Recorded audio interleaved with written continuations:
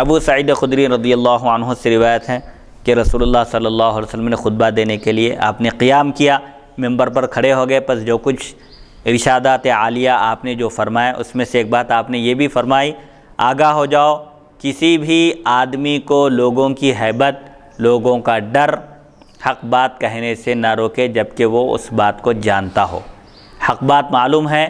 تو لوگوں کے خوف سے، لوگوں کے ڈر سے خاموش نہیں رہنا چاہیے، بلکہ جہاں بولنا ہے وہاں پر ضرور حق بات کہہ کر رہنا چاہیے۔ لوگوں کے ڈر اور خوف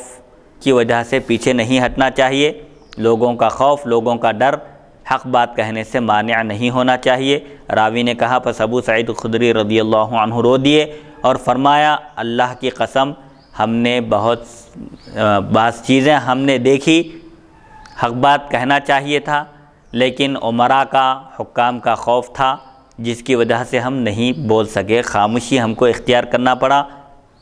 یہ صحابہ کی عاجزی، تواضع اور انکساری ہے کہ انہوں نے ہمیشہ اللہ کی خوشنودی کی خاطر انہوں نے حق بات کہی، سچ بات کہی، کبھی کسی کا خوف ان کے لیے مانع نہیں ہوا۔ یہاں تواضعاً عاجزی اور انکساری کا مظاہرہ کرتے ہوئے فرماتے ہیں کہ حضور اکرم صلی اللہ علیہ وسلم کے عہد مبارک میں اسلام کی جو شبیہ تھی، جو حقیقی صورت تھی، جیسا کہ بعض صحابہ فرماتے ہیں کہ آج ہم نماز کے علاوہ کوئی اور شے ایسی نہیں دیکھ رہے ہیں جو رسول اللہ صلی اللہ علیہ وسلم کے عہد مبارک میں تھی۔ یعنی آپ صلی اللہ علیہ وسلم کی برکت کی وجہ سے خیر غالب تھا، لوگ نماز کی پابندی کرتے تھے۔ پھر جیسے جیسے حضور اکرم صلی اللہ علیہ وسلم کے عہد مبارک سے دوری بڑھتی گئی، ہر چیز میں تبدیلی آنے لگی، حتیٰ کہ نماز بھی لوگ وقت پر ادا کرنے کے بجائے تاخیر سے ادا کرنے لگے تھے۔ چنانچہ ابو سعید خدری رضی اللہ عنہ فرماتے ہیں حضور اکرم صلی اللہ علیہ وسلم کا یہ ارشاد ہے کہ لوگوں کے ڈر سے حق بات کہنے سے پیچھے نہیں ہٹنا چاہیے، لیکن بعض مواقع ایسے بھی آئے جیسے یزید کا زمانہ تھا، یزید زبردستی لوگوں سے بیعت لینا چاہتا تھا، تو بعض اپنی جان کی حفاظت کے لیے مصلحت کے تحت انہوں نے دنیا سے کنارہ کشی اختیار کر لی اور حکومت کے معاملے میں کوئی مداخلت نہیں کی۔ حدیث نمبر 4008 حدثنا ابو قریب حدثنا عبداللہ بن نمیر و ابو معاویہ عن الاعمش عن عمرو بن مرۃ عن ابی البختری عن ابی سعید قال قال رسول اللہ صلی اللہ علیہ وسلم لا يحقر احدكم نفسه قالوا یا رسول اللہ کیف يحقر احدنا نفسه قال يرى امرا لله عليه فيه مقال ثم لا يقول فيه فيقول الله عز وجل له يوم القيامة ما منعك ان تقول في كذا وكذا فيقول خشية الناس فيقول فإياي كنت أحق ان تخشى۔ ابو سعید خدری رضی اللہ عنہ سے روایت انہوں نے فرمایا رسول اللہ صلی اللہ علیہ وسلم نے ارشاد فرمایا کہ تم میں سے کوئی اپنے نفس کو، اپنے آپ کو حقیر، معمولی نہ سمجھے۔ انہوں نے عرض کیا یا رسول اللہ صلی اللہ علیہ وسلم ہم میں سے کوئی اپنے آپ کو حقیر کیسے سمجھ سکتا ہے؟ کوئی بھی اپنے آپ کو معمولی اور حقیر کیسے سمجھ سکتا ہے؟ تو آپ صلی اللہ علیہ وسلم نے فرمایا وہ ایک معاملے کو دیکھتا ہے اللہ کے جس کے بارے میں اس پر کہنے کی ذمہ داری ہوتی ہے، یعنی کہیں کوئی کام ہوتا ہے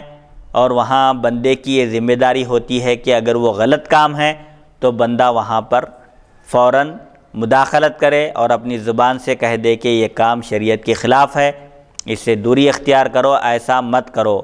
پھر وہ اس بارے میں کچھ نہیں کہتا۔ یعنی کبھی ایسا موقع آتا ہے بندے کی زندگی میں کہ اس کے سامنے برائی ہوتی ہے، کوئی غلط کام ہوتا ہے، شریعت کے احکام کی خلاف ورزی ہوتی ہے، وہاں بندے پر یہ چیز واجب ہوتی ہے کہ وہ اپنی زبان کھولے اور حق بات کا اظہار کرے، لیکن بندہ وہاں نہیں کہتا ہے۔ تو اللہ بزرگ و برتر قیامت کے دن اس سے فرمائے گا کہ تم کو فلاں چیز کے بارے میں کہنے سے کیا چیز رکاوٹ بنی؟ ایک موقع ایسا آیا تھا کہ تمہارے سامنے برائی ہو رہی تھی یا خلاف واقعہ بات بیان کی جا رہی تھی، شریعت کی خلاف ورزی ہو رہی تھی، وہاں تم موجود تھے، اس کے باوجود تم نے زبان کیوں نہیں کھولی؟ وہاں پر حق کا اظہار تم نے کیوں نہیں کیا؟ تو بندہ کہے گا لوگوں کا ڈر مجھے مانے ہوا، مجھے خوف ہوا کہ لوگ مجھے نقصان پہنچائیں گے یا مجھے قتل کر دیں گے یا میرا جینا حرام کر دیں گے، یہ خوف لوگوں کا مجھ پر غالب آ گیا، اس وجہ سے میں خاموشی اختیار کیا، زبان نہیں کھول سکا۔ تو اللہ تعالیٰ فرمائے گا کہ لوگوں سے زیادہ میں حق رکھتا ہوں کہ تم مجھ سے ڈرو، یعنی تم کو یہ بھی سوچنا چاہیے تھا کہ کل تم میری بارگاہ میں حاضر ہوگے تو میں تم سے سوال کروں گا تو یہاں کیا جواب دو گے۔ یعنی لوگوں سے زیادہ خوف اور خشیت تمہارے دل میں اللہ کی ہونا چاہیے، اللہ کا ڈر غالب ہونا چاہیے، چاہے لوگ نقصان پہنچائیں یا کچھ بھی کریں وہاں پر حق بات کہنا چاہیے اور کسی چیز کی فکر نہیں کرنا چاہیے۔ غالباً ایک حدیث آگے آئے گی کہ اللہ تعالیٰ سے بندہ عرض کرے گا کہ میں لوگوں سے ڈر گیا اور تیری مغفرت کی میں امید کیا کہ تو قادر مطلق ہے اور بے پناہ عطا کرنے والا ہے، لوگوں کا ڈر غالب رہا، اگرچہ کہ میں لوگوں سے ڈر گیا لیکن اے پروردگار میں تیری رحمت کی امید کیا کہ تیری رحمت وسیع ہے، تو ضرور مجھے بخش دے گا، تیرے خزانے میں کسی چیز کی کمی نہیں ہے۔ یہ حجت اللہ خود تلقین فرمائے گا بندے سے، بندے کو تلقین کرے گا کہ قیامت کے دن جب بندے سے پوچھا جائے گا کہ فلاں جگہ ایک نافرمانی ہو رہی تھی، برا کام ہو رہا تھا، شریعت کی خلاف ورزی ہو رہی تھی، تم خاموش کیوں بیٹھے؟ تو بندہ کچھ نہیں جواب دے سکے گا، تو اللہ تعالیٰ خود اس کو الہام کرے گا، تلقین کرے گا حجت، تو اس وقت بندہ عرض کرے گا کہ میں لوگوں سے ڈر گیا اور تیری رحمت کا امیدوار ہوں، میں تیری رحمت سے یہ بعید نہیں کہ تو مجھے بخش دے، معاف کر دے، تو اللہ تعالیٰ اس کو نتیجے میں معاف فرما دے گا۔ بہرحال جو برائی کو روکنے کے مختلف طریقے بتائے گئے،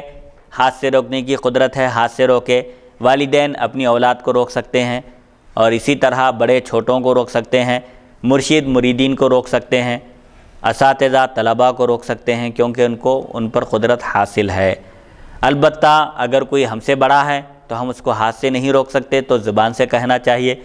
اور اگر کوئی زبان سے بھی برائی کو روکنے کی طاقت نہیں رکھتا تو اس کو کم سے کم اپنے دل میں برا جاننا چاہیے کہ یہاں جو کام ہو رہا ہے یہ غلط ہے، میں اس سے قطعاً راضی نہیں ہوں۔ جیسا کہ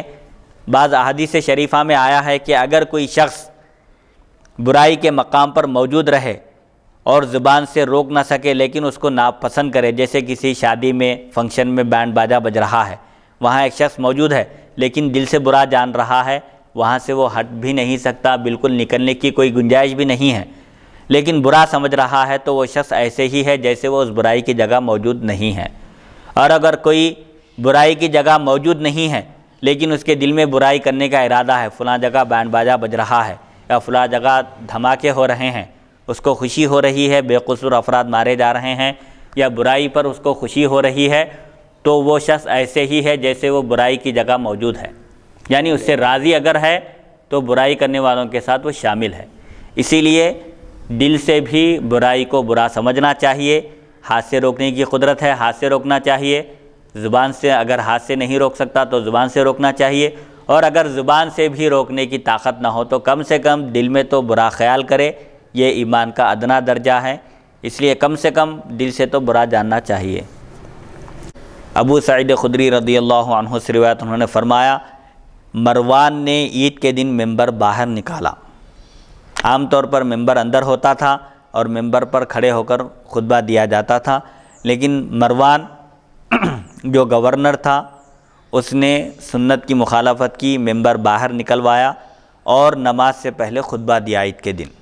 تو ایک شخص کھڑے ہو گئے، مصلیوں میں ایک شخص کھڑے ہو گئے اور کہا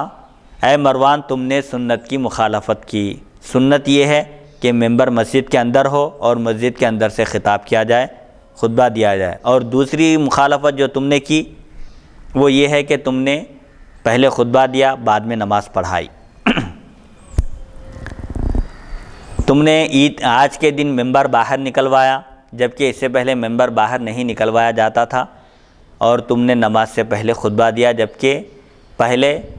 نماز ہوتی تھی اور خطبہ عید کا بعد میں ہوتا تھا۔ تو ابو سعید خدری رضی اللہ عنہ نے فرمایا، آپ بھی وہاں موجود تھے، اب رہا یہ شخص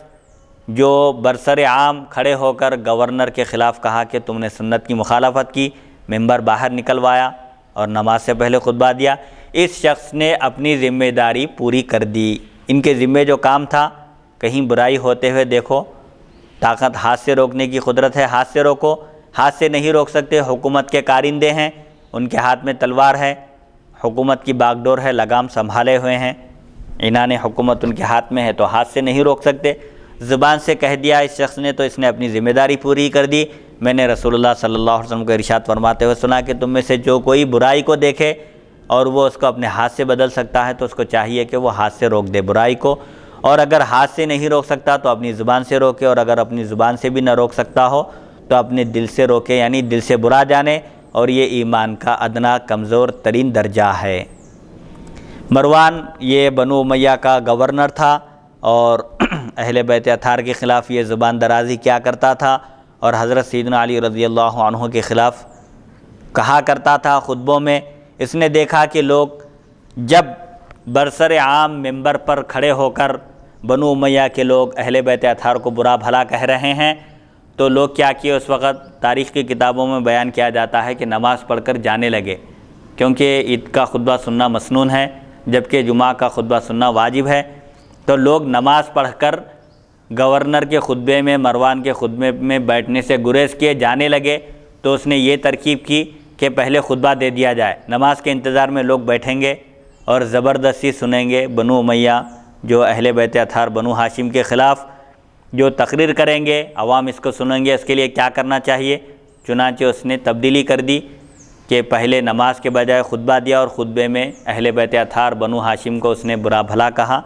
یہ ایسا کہنے لگا، اس نے یہ ترکیب کی کہ لوگ جب نماز پڑھ کر واپس چلے جا رہے ہیں اور میں جو کچھ کہہ رہا ہوں اس کو نہیں سن رہے ہیں، تو ایسا کرنا چاہیے کہ لوگ جب جمع ہو جائیں مسجد میں پورے تو اس وقت پہلے خطبہ دیا جائے، نماز بعد میں پڑھی جائے۔ اس طرح اس نے سنت کی خلاف ورزی کی۔ تو ایک شخص، ایک صحابی برسر عام ایک شخص کھڑے ہو کر مروان کے خلاف کہہ دیا انہوں نے، اور کہا کہ یہ خلاف سنت ہے۔ سنت یہ ہے کہ ممبر مسجد کے اندر ہی رہے اور ممبر پر کھڑے ہو کر خطبہ دیا جائے، پہلے نماز ادا کی جائے عید کی، پھر بعد میں خطبہ ہو۔ تم نے دو کام یہاں پر غلط کر دیے، خلاف سنت کیے۔ ایک تو پہلے خطبہ دیا، نماز بعد میں پڑھائی، پھر ممبر جو مسجد کے اندر ہوتا تھا تم نے سب کو سنانے کے لیے ممبر باہر نکلوایا اور بیچ میں ممبر رکھ کر خطبہ دیا، یہ بھی خلاف سنت ہے۔ پھر حضرت ابو سعید خدری رضی اللہ عنہ نے اس شخص کی تائید کرتے ہوئے فرمایا